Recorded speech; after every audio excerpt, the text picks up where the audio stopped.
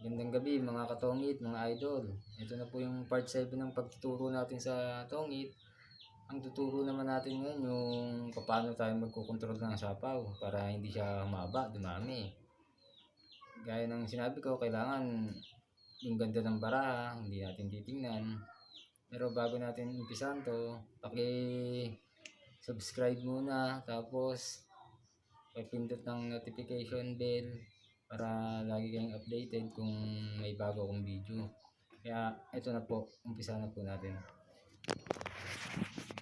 Itong mga idol, kunyari heater ka, unang ikot pa lang, ikaw yung magtatapon, 3 ito. Ang gagawin natin, ito kung nakikita nyo, 4, 5, 6, 7, 8 heart. Tapos meron kang trio king.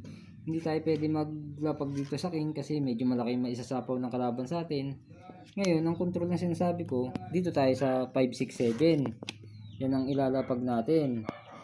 Ngayon kasi, kaya hindi ko sinama tong 8 tsaka 4 kasi aabutin to ng talo. Hindi tayo makakadraw.